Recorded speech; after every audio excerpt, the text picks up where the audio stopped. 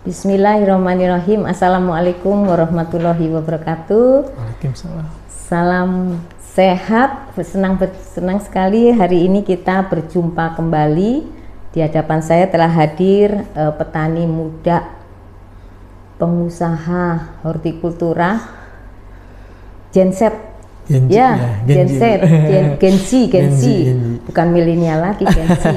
Ya, yang telah berhasil berusaha di hortikultura khususnya sayuran. Beliau adalah local champion program. Yes, untuk mengenal lebih lanjut, barangkali saya inginkan Kang Iqbal. Saya panggil Kang aja ya. Kang Iqbal bisa menyampaikan mungkin latar belakang sampai memilih sayuran menjadi hidupnya ya, artinya dengan hortikultura lah ini menggantungkan hidup. Mangga, siap. Kang Iqbal. Wilujeng siang, Bu. Wilujeng siang, sami-sami. Mungkin kenalan dulu, Bu ya. Iya. Saya biasa mengenalkan diri Iqbal, nama Iqbal Habibie. Iya. Biasa orang tahu saya petani muda Sukabumi, Bu. Oh, petani muda Sukabumi. Jadi ketika bicara petani muda Sukabumi ada 3 kata, Bu. Ada petani, ada muda, ada Sukabumi. Okay. Petani itu menunjukkan profesi saya. Ya, profesi. Sebagai seorang petani, dan saya bangga menjadi petani. Itu. Nah, cocok lah. Jadi bangga menjadi petani ya. Betul. Kemudian muda menunjukkan usia saya, Bu. Jelas saya generasi Z angkatan pertama, Bu. Genzi. Transisi milenial ke Genzi. Iya. Jadi saya Genzi, Bu. Jadi sangat muda.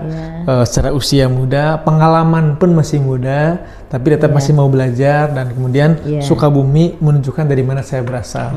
Jadi dimanapun saya bicara, kapanpun saya mengatakan bahwa saya adalah seorang petani muda Sukabumi. Oh, gitu. Keren dong ya. Jadi brandingnya itu, Bu. Jadi kalau Ibu buka Instagram, klik petani muda Sukabumi, ntar muncul saya. Oh, Bu, gitu. Oke, iya. Nah, ini Kang Iqbal nih kan telah memilih khusus hortikultura khususnya sayuran yang telah dipilih. Nah, ini adakah latar belakang kenapa sayur gitu? Kan horti banyak ya, dan Sukabumi potensinya juga sayur. Betul. Kalau bicara Sukabumi, saya bicara Sukabumi dulu, Bu ya. Sukabumi itu daerah yang kalau kata orang Sukabumi itu Palu Gada, apa lu mau gua ada. Karena kita punya hutan, punya rimba, punya laut, punya sungai, banyak lah. Begitupun pertaniannya. Kita mulai dari bicara pangan, padi, hamparan padi kita cukup luas. Bicara perikanan kita jelas punya laut, punya tambak, punya budidaya ikan tawar. Bicara pertanian pun luas, mulai dari hortikultura, pangan, palawija, semua kita punya. Nah, kebetulan daerah saya, daerah Sukaraja, berada di ketinggian yang memang layak untuk hortikultura. Rumah saya itu dari ketinggian Highland, Bu, mulai 900 mdpl sampai 1000 mdpl. Jadi titik rumah saya itu 1025 mdpl. Rumah saya itu, lahan saya ada yang 1100, ada yang di bawah 1000 gitu. Jadi emang sebarannya itu satu adalah hamparan ya? Atau satu desa lah. Satu desa. Gitu. Cuman ada beberapa blok yang kita ini. Iya. Gitu. Nah, dari sayuran ini tentunya kita perlu, kalau sudah berpikir bisnis ya, Kang Iqbal ya, apa yang menjadi proses apa yang menurut Kang Iqbal perlu diperhatikan kalau kita ingin terjun ke bisnis sayuran? Pertama sih kalau saya, Bu ya, dulu memulai usaha pertanian itu berangkat dari kebutuhan pasar. Jadi kalau cerita itu memang saya sudah senang berusaha, Bu ya, berwirausaha sejak zaman kuliah. Saya itu zaman kuliah tukang jualan baju, tukang jualan kopi, tukang jualan nasi, Bu. Pernah juga jualan tanaman hias. Ketika COVID-19, waktu itu kan tanaman hias salah satu komoditas yang trennya lagi naik. Nah, saya dulu kebetulan tukang jualan tanaman hias, Bu. Trading punya petani, karena saya belum punya lahan. Nah, 2020 saya kembali ke Sukabumi, melihat orang tua yang emang notabene adalah sama-sama petani juga, petani yang cuman mohon maaf kalau orang tua lebih ke bagaimana mungkin bisa menyambung hidup saja, bukan bertani sebagai wirausaha. Tapi alhamdulillah dengan pola bertani saja pun orang tua bisa membuat saya seperti ini gitu. Itu kan suatu hal yang luar biasa gitu. Nah, saya melihat bahwa salah satu masalah dari petani itu adalah pasar. Setiap kali panen mungkin bingung harus dijual kemana. Oke, kalau lagi mahal Bu, orang kan datang ke kebun kalau lagi mahal. Tapi kalau lagi murah, orang meninggalkan. Akhirnya saya datanglah ke pasar terdekat, pasar Sukabumi waktu itu.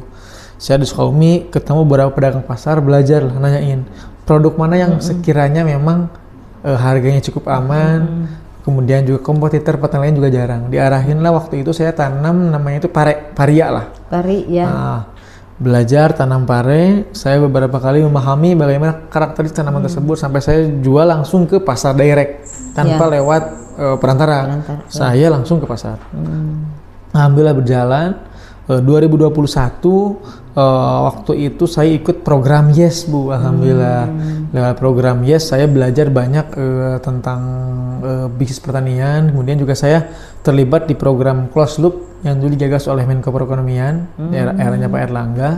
Nah, belajar bagaimana mengenal pasar-pasar modern Bu. Mulailah 2021 saya dijaki pasar-pasar modern. Dulu saya mulai masuk ke Eden Farm, mulai masuk ke Paskomnas, ada beberapa pasar lainnya, termasuk Indofood pernah kami jajaki gitu. Nah, cuman kan pada akhirnya kita melihat mana yang terbaik daripada yang terbaik, dan yang ternyaman lah. Karena kan bisnis itu kita juga harus nyaman gitu. Itu alhamdulillah sampai hari ini kita belajar, kita mulai memasarkan ke beberapa modern market. Dan selalu apa yang kita tanam adalah sesuai permintaan pasar. Jadi kita pastikan kita bisa, kayak contoh saya ada pasar namanya Segari Bu. Segari itu per hari saya bisa kirim 8 sampai 10 item sayuran. Otomatis kita perlu nyiapin tanaman. Nah, ketika saya nyiapin sendiri gak mampu saya. Akhirnya kolaborasi lah dengan petani sekitar. Kita bangun kolaborasi dengan petani. Kita arahkan bagaimana pola tanamnya, bagaimana budidayanya, sampai ke harga yang sudah pasti. Kenapa saya pun nyaman dengan modern market Bu ya? Karena kalau ke pasar becek Bu, ke pasar biasa, kadang kita harga itu kan gimana dijual nanti. Jadi dapat nota dari pasar berapa itulah yang kita dapatkan ke petani. Tapi kalau kita ke modern market, sebelum kita kirim udah pasti harga. Misalkan harga cabai 50.000, udah pasti 50.000, tidak akan meleset gitu. Udah pasti gitu. Itu sih yang alhamdulillah coba kita pelajarin dan kita pahamin bahwa ternyata peluang pertanian sangat luar biasa Bu. Gitu. Nah, tentunya kalau kita sudah berani memutuskan ke pasar modern terus dengan kepastian harga itu kan, nah kuncinya kan di produksi ya. Betul. Nah, bagaimana menjaga kualitas produksi kita itu sesuai dengan tadi itu harga oke, terus bisa diterima. Nah, ini kuncinya kan di kalau saya lihat di proses produksi ya. Dulu awal mula kita menggagas pasar modern emang Bu cukup berat di penyediaan barang. Pertama, si petani tidak terbiasa dengan namanya grading, sortasi gitu. Karena kan kalau ke pasar panen masuk karung bayar. Ternyata hal itulah yang membuat harga tidak bersaing Bu. Barangnya tidak bersaing karena barangnya seadanya. Nah, pelan-pelan kami arahkan, kita melakukan sortasi, di kebun kita lakukan grading. Petani awalnya komplain Bu, tapi ketika sudah melihat harga dengan mereka termotivasi akhirnya Bu bagaimana caranya untuk produksi tinggi dan hasil yang maksimal. Nggak ada lagi istilah yang penting bisa panen enggak, tapi mengejar bagaimana produksi ini tercapai, bagaimana spek ini terpenuhi, karena tahu kalau grade A harganya segini, kalau grade B harganya segini, kalau grade C atau barang yang sudah sisanya berapa gitu. Akhirnya kan mereka akan mengejar gimana caranya, misalkan panen 100 kilo 70% terus masuk grade AB A gitu ya, AB lah minimal gitu, karena dia akan tahu harganya akan lebih tinggi gitu Bu. C-nya barulah oke kita jual ke yang lain gitu. Jadi si petani pun termotivasi sendiri pada akhirnya. Memang proses ini juga tidak mudah, pelan-pelan kita arahin. Makanya kan kita juga bikin namanya P4S juga di lokasi kita ada P4S. Kita sering bikin pelatihan. Nah, saya sering kolaborasi dengan penyuluh. Saya sering bikin misalkan penyuluhan tentang hama penyakit, POPT, bikin apa, sering kita sama penyuluh. Terus misalkan bikin bagaimana analisa usaha tani yang baik, yang benar, bikin bagaimana cara kita memahami rotasi tanaman biar si tanaman itu juga kuat, tidak resisten kayak gitu. Selain dengan penyuluh pemerintah atau penyuluh pertanian, kita pun sering kolaborasi dengan perusahaan swasta, beberapa perusahaan benih, perusahaan pestisida, sering kita hire untuk diskusi dengan para petani kita Bu. Betul. Jadi itu P4S-nya Kang Iqbal ini melatih petani sekitarnya Ya. ataupun juga melatih di luar Sukabumi? Hari ini sih kita sebenarnya berfokus untuk petani mitra petani. kita. Cuman kalau ada yang studi banding atau dari kita juga terima juga gitu. gitu. Beberapa kali kayak menjadi tempat magang dulu waktu ada program YES, Iya. sampai selesai itu magang di tempat kami, Bu. Magang dari kan program YES itu ada magang lokal di sini daerah, ada magang internasional yang ke Taiwan. Nah, kalau lokal tuh di tempat kami dulu yang pertanian hortikultura. Ada juga yang penelitian dari mahasiswa, terus lagi yang PKL itu juga ada juga. Kang Iqbal, kalau kita ingin mempunyai nilai harga ya, maksud saya harga dari komoditas kita tinggi, tentunya tidak semua sayuran itu bisa. Nah, apa yang sayuran jenis apa atau yang memang sekarang ini menjadi kebutuhan pasar modern? Kalau saya emang branding dari awal adalah Bu cabe, Bu. Oh, cabe. Gitu, cabe. Kenapa saya memilih cabe? Jadi ada istilah gitu, Bu. Kalau kata petani itu, kalau udah bisa tanam cabe, pasti bisa tanaman yang lainnya. Betul. Karena kan kasarnya mah segala penyakit itu di cabe ada semua gitu kan. Nah, alhamdulillah kita mengebranding dia sebagai petani cabe sebetulnya mah. Nah, makanya kita kayak ke pasar kita Lotemat, saya sebut nggak apa Bu ya, Lote Grosir, itu kita kirim sekitar 14 toko Bu. Komoditi unggulnya adalah cabai rawit, cabai keriting, itu rawit merah dan keriting merah, itu utamanya. Terus lagi juga kita punya mitra yang kontrak tanam Bu, sama Pizza Hut juga kita juga jalan alhamdulillah. Cabai juga? Cabai paprika. Oh iya, paprika. Tapi kan di greenhouse kita itu namanya khusus itu. Jadi khusus cabai ya, Kang? Cabai, item lainnya juga ada tomat, cuman unggulannya adalah di cabai. Di cabai. Ada beberapa jenis yang dipasarkan itu? Tadi ada cabai rawit merah, Bu, ada cabai keriting merah, ada paprika merah, ada paprika hijau, ada tomat merah, ada kol putih, sawi hijau, kol timun, terong ungu, jagung manis. Udah berapa tuh? Udah 11 banyak. Jagung manis, jagung putren kita Bu, ada kacang panjang. Kang, kalau yang saya tahu ya, biasanya kalau pasar modern tuh kan memintanya sayuran eksklusif. Ya, betul. Nah, itu bagian peluang itu untuk Kang Iqbal. Sebenarnya pasar modern tuh juga kan mereka juga punya spesifikasi tersendiri Bu ya, pasarnya sendiri. Mereka punya buyer misalkan buat ke Horeca, buat ke mana gitu. Nah, beberapa Horeca itu kan juga sebetulnya masih yang penting kita kualitasnya yang bagus Bu. Makanya itu ada grading gitu. Yang eksklusif kita paling hari ini ya paprika, paling baby buncis Bu, buncis Kenya gitu. Edamame itu mungkin. Ya. Terus cara menjaga, karena ini brandnya kan utamanya cabai ya. Nah, bagaimana menjaga kualitas ini, Kang? Maksud saya cabai ini dijamin deh gitu. Pertama mungkin tadi kembali ke on pump Bu ya. Bagaimana caranya kita sebagai petani juga punya mitra tani, petani yang lain itu secara budidaya juga harus baik. Kita buat SOP bagaimana budidaya, praktek budidaya yang baik lah. Secara GAP kita laksanakan ya. Good Agriculture praktek kita jalankan. Kemudian juga tadi penggunaan benih yang unggul, terus kemudian juga dari pupuk yang baik gitu, terus penyemprotan juga yang berkala dengan terjadwal dengan baik lah gitu. Itu sih gitu. Ini Kang Iqbal di kelompok itu sebagai ketua? Iya, kita jadi kita itu Bu, tadi ada P4S, kemudian juga kita ada koperasi tani Bu, koperasi tani untuk membina petani sebagai lembaga para petani. Nah itu juga punya CP Bu, CP untuk memang jual beli transaksi keluar. Ini ya. Untuk komersil ya, CV itu betul. Yang istilah transaksi kayak gitu. Jadi CV itu juga bergerak di pertanian saja? Jual beli pertanian.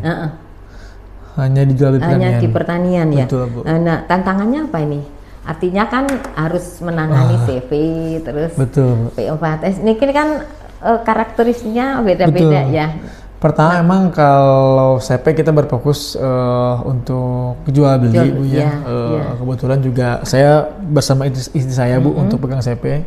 Saya lebih fokus untuk mengelola petani budidaya di lapangan melalui koperasi untuk jual beli, trading sebagainya tuh dipegang oleh istri saya Bu untuk jual beli itu. Jadi kita kolaborasi lah sama istri juga gitu. Nah kalau koperasi kebetulan kan kita juga punya anggota Bu ya, Ya. ada sekretaris kami, ada yang lain yang ngurus, emang ngurus misal kebutuhan petani apa aja. Kemudian juga ngurus jadwal tanam, kayak gitu tuh di koperasi. Di koperasi tuh ya. Adanya, itu peran teman-teman koperasi lah di sana. Terus baru P4S itu lebih ke pelatihan. Pelatihan, jadi terkait dengan keterampilan tuh di P4S ya. itu. Nah, tentunya tadi tuh kerjasama dengan penyuluh, terus dengan penyuluh swadaya, produser benih gitu ya, betul, dan sebagainya.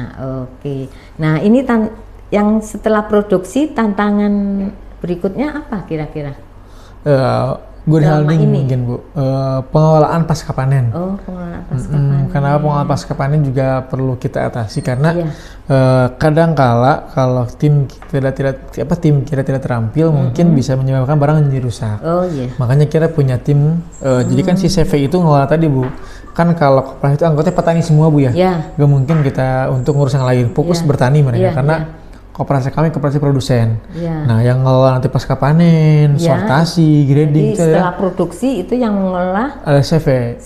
Oke. Untuk tadi sortasi, grading, packing, sampai distribusi. Nah, itu kita ada tim khusus ya, betul.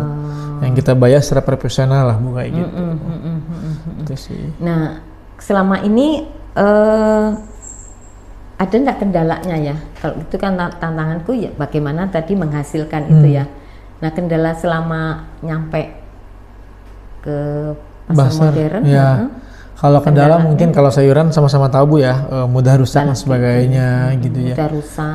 Tapi kan ketika memang pengelolaan pasca panen kita maksimalkan, alhamdulillah kayak rejection tuh sedikit lah, nggak banyak. Misalkan bawa 100 kilo, reject 2 kilo, 3 kilo wajar lah, itu kan kerusakan di jalan gitu. Dulu pas awal-awal kita belajar untuk ngirim ke modern market, memang banyak reject Bu, banyak reject, terus kemudian juga kedatangan sering terlambat, karena kan belum terampil ya, tapi alhamdulillah kita pelajari, kita pahami. Kadang-kadang hari ini juga ada kendala, tapi ya diatasi lah, nggak separah dulu gitu loh.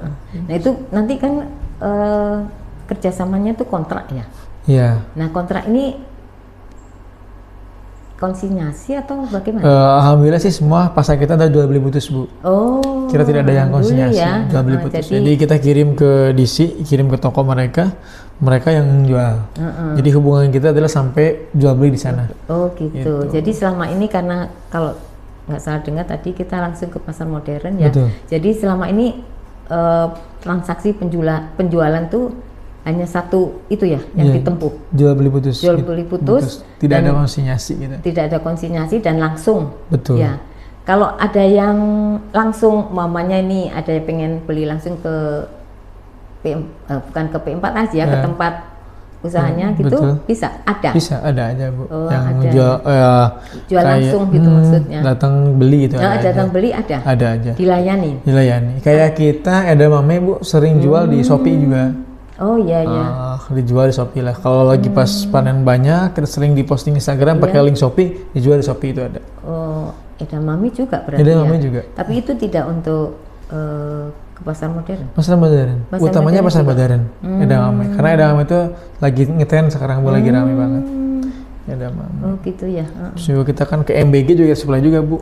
Oh iya. Nah MBG ini sayuran tertentu atau kalau ke MBG itu sesuai dengan kebutuhan dapur. Karena kan dapur itu tiap hari beda-beda Bu ya. Misalkan hari Senin buncis, Selasanya adalah pakcoy, Rabunya adalah jagung. Kamisnya labu gitu kan beda-beda gitu. Jadi kita yang sesuai dengan menu mereka menyesuaikan. Gitu. Itu per hari kirimnya. Oh per hari. Per hari. Jadi seminggu itu bisa beda ya? Iya betul. Sayuran yang dibutuhkan. Betul. Dan itu jual putus juga? Jual beli putus juga sama Bu. Kan kalau ke dapur langsung jual, langsung diproses gitu. Jadi tetap dan kebutuhannya sesuai dengan yang diminta berapa porsi? Kalau porsi per hari itu kalau dikonversi ke sayur berapa kebutuhannya? Saya sih nggak pernah ngitung itu Bu ya, itu kan tugasnya teman-teman di SPG Bu ya. Kalau saya misalkan hari ini kebutuhan bungkis 100 kilo ya, kita siapin 100 kilo gitu. Kan mereka sudah ngitung misalkan punya penerima manfaat penerima 5.000, 3.000 misalkan. Harus berapa gram kandungannya? Nah, itu saya nggak pernah ngitung. Kita kan cuma dapat hasil dari data yang dari ahli gizi mungkin datang ke kami. Misalkan hari ini butuh buncis 100 kilo dan jagung misalkan 50 kilo ya cukup itu aja. Dan itu langsung ya, nggak ada nggak istilah pengepul ada di dalam proses kan ini? Kalau kita kirim ke SPPG Bu ya, itu kan langsung ke SPPG. Cuma kan SPPG itu punya namanya itu koperasi ya, koperasi yang di yayasan itu. Itu kan internalnya SPPG gitu untuk mengelola transaksi gitu. Ya, kan kalau sekarang nih katanya ya, kalau namanya produk itu supaya dikenal dan punya nilai itu harus di branding. Nah, sudahkah itu dilakukan? Alhamdulillah. Nah, apa ininya? Kebetulan branding kami adalah Tamara, Bu. Tamara. Jadi kalau Ibu datang ke Lotemat, Bu, nanti ada produk dengan stiker Tamara, itu produk kami. Oh, nah itu bisa ditelusur ya? Bisa. Ya, artinya kan kalau kita di Kementerian Pertanian itu kan ada mulai kebunnya dari kan jadi di dalam stiker itu Bu ada kita Tamara Agrofarm namanya. Di bawah itu ada PSAT. Nomor PSAT kan bisa ditelusuri nomor PSAT itu ya, mulai dari siapa yang tanam kemudian juga kebunnya di mana ada. Ini belum gitu. Betul, ya. Udah GAP apa belum gitu kan.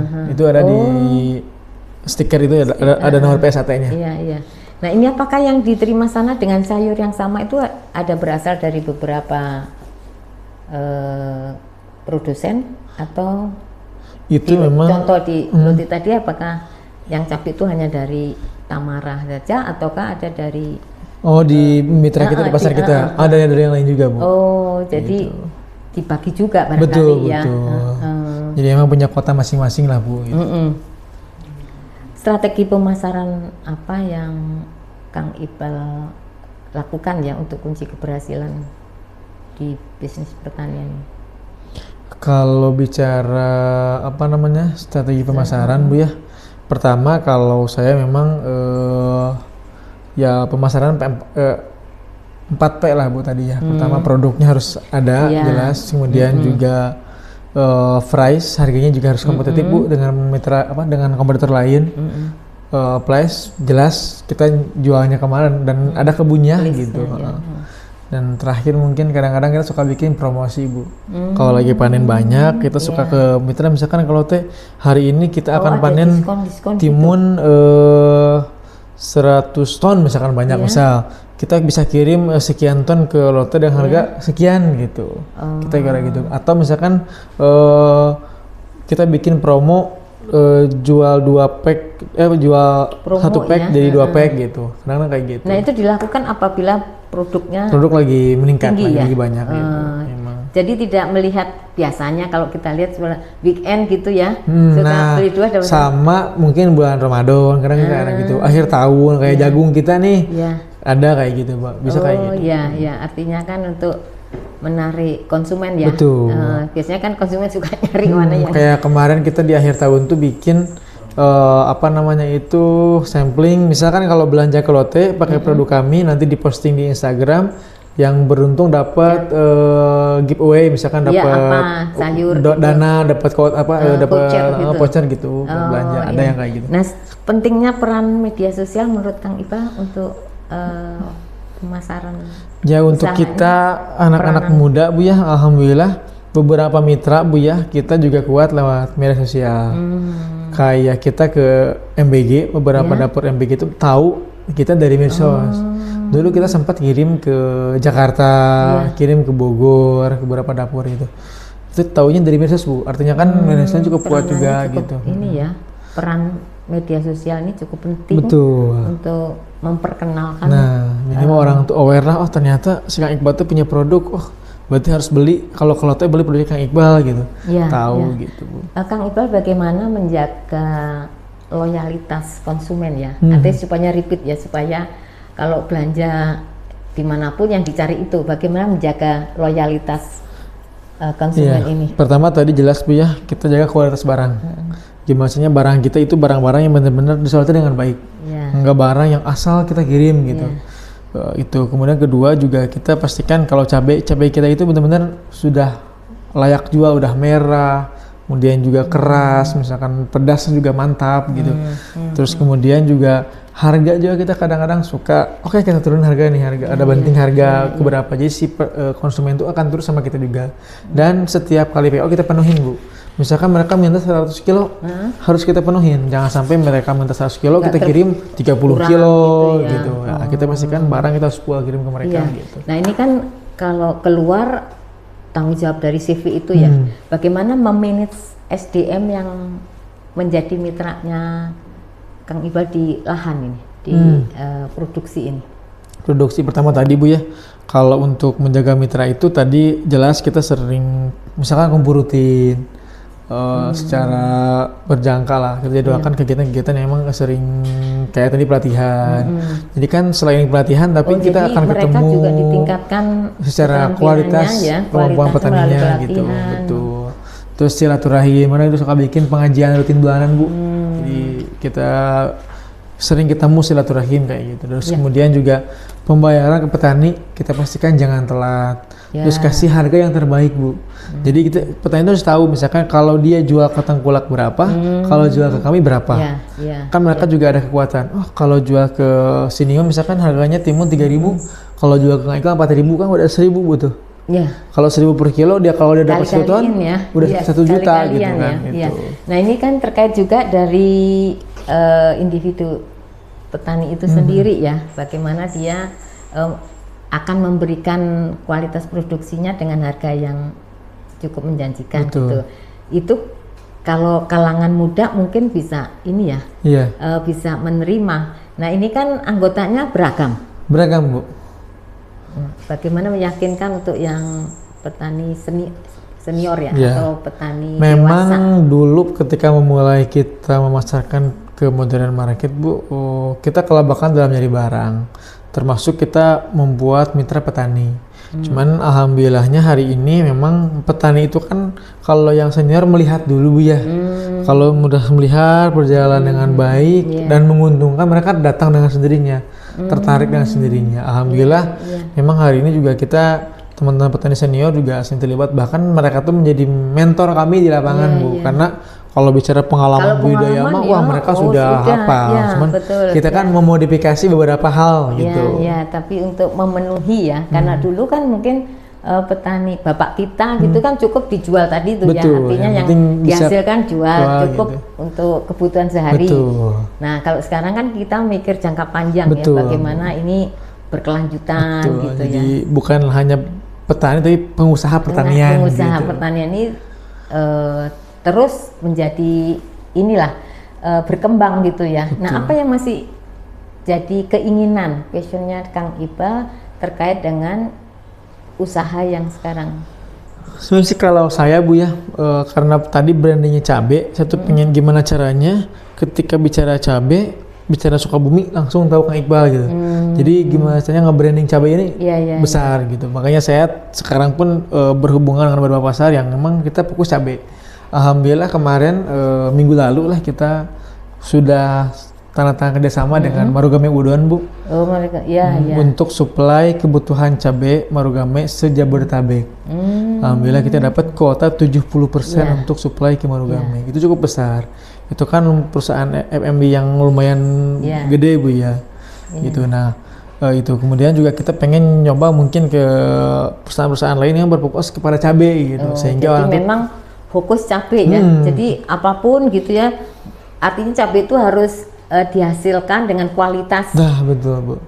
Nomor 1 gitu ya, dengan benih yang unggul gitu. Seperti itu. Ada keinginan, namanya kan cabai ini kan gampang busuk ya. Nah, ada nggak terpikir bahwa tidak harus segar gitu?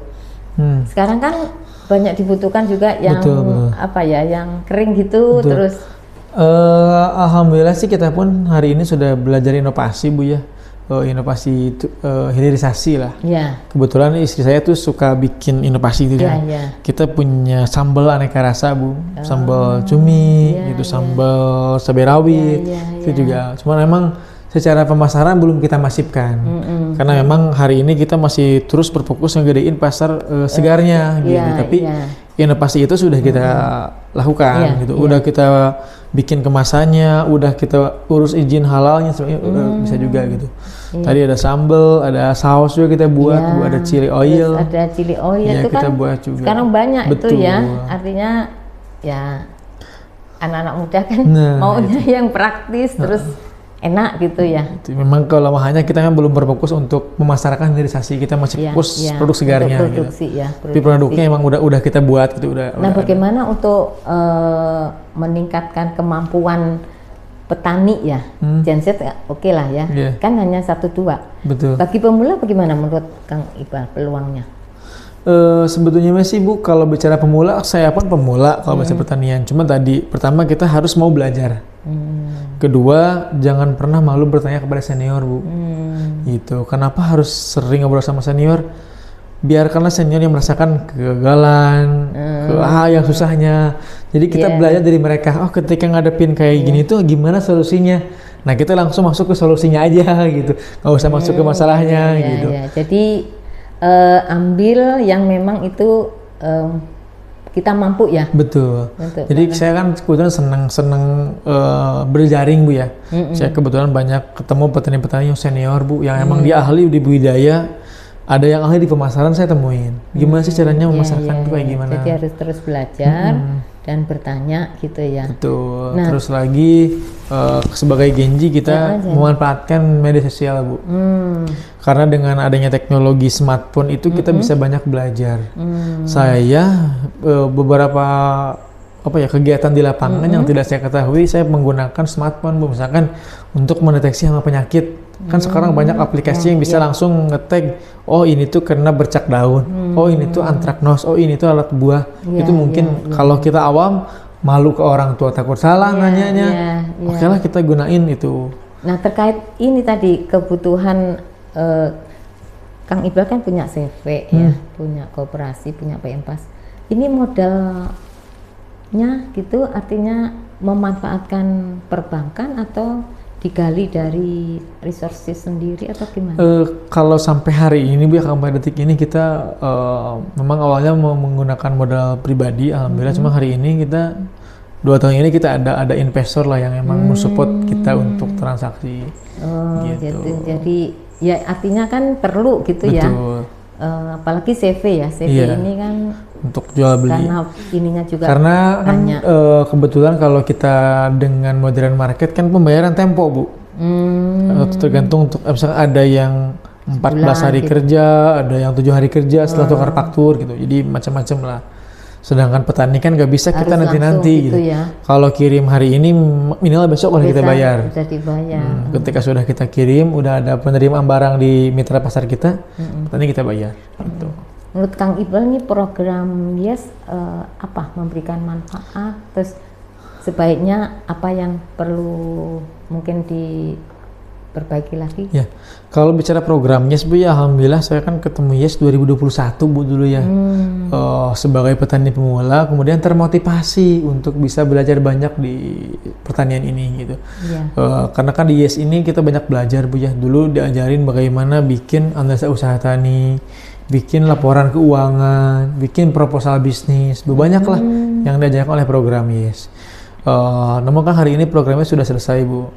Maka harapan saya sih tetap sekalipun programnya sudah selesai, tapi kegiatan-kegiatan tadi mungkin bisa diadakan kembali oleh Kementerian Pertanian. Yang dimana untuk menunjang teman-teman di daerah gitu Bu.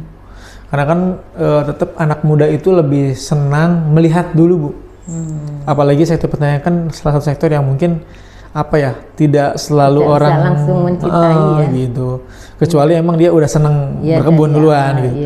Tapi kan orang-orang kadang melihatnya sebelah mata Bu, apa sih bertani gitu. Betul. Sebelum dia tahu cuannya seperti apa. Kalau udah tahu cuannya, wah gede juga nih pertanian gitu.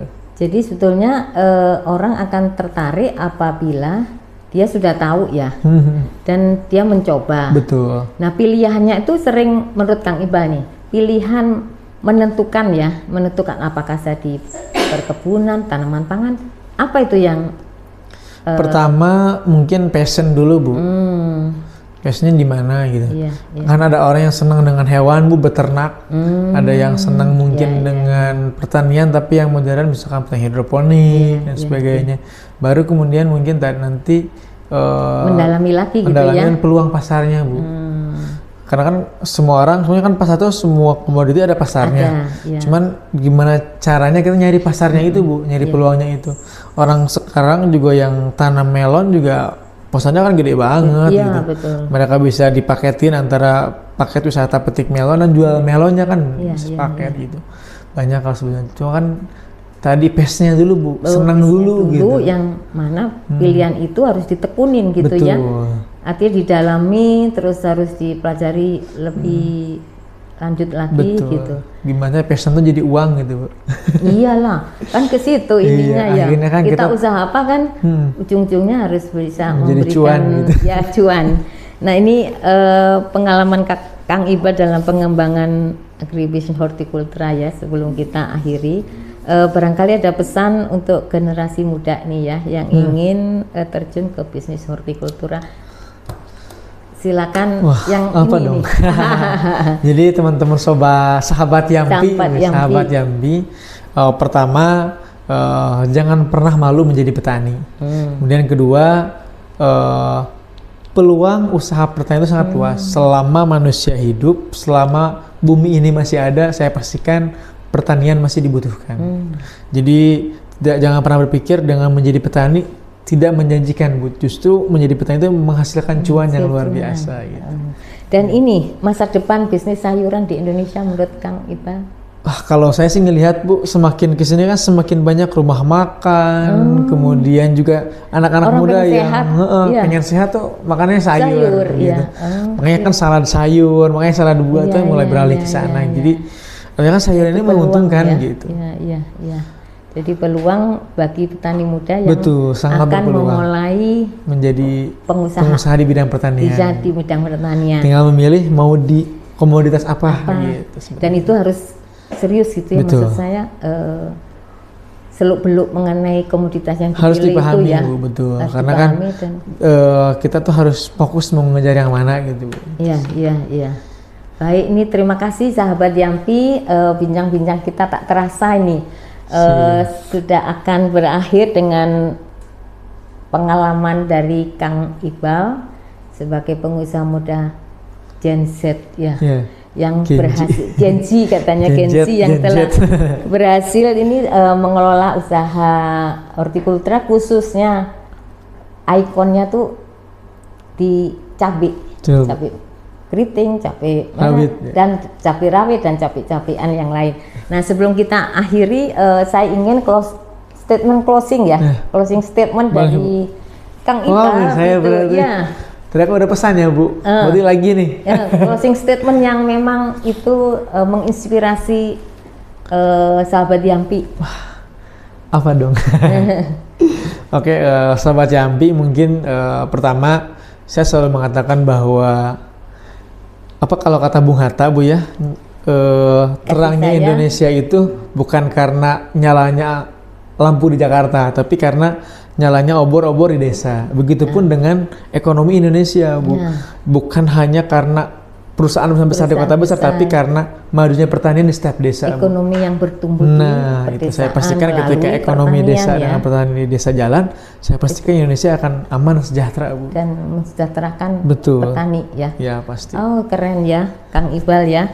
Baik, sahabat Yampi, demikian bincang-bincang kita dengan Kang Iqbal, petani muda Gen Z katanya. Petani muda Sukabumi. Petani muda Sukabumi. Tolong nanti di ini ya, dibuka petani muda Sukabumi akan muncul itu biodatanya Kang Iqbal.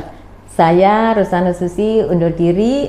Terima kasih kebersamaan kita siang hari ini. Sampai jumpa di catatan RSZ yang akan datang. Ayo kita sama-sama meneriakkan bangga menjadi petani. Oke. 1, 2, 3. Bangga menjadi petani. Demikian, wabillahi taufiq wal hidayah. Wassalamualaikum warahmatullahi wabarakatuh. Waalaikumsalam warahmatullahi wabarakatuh. Allah Akbar. Ya, Kang.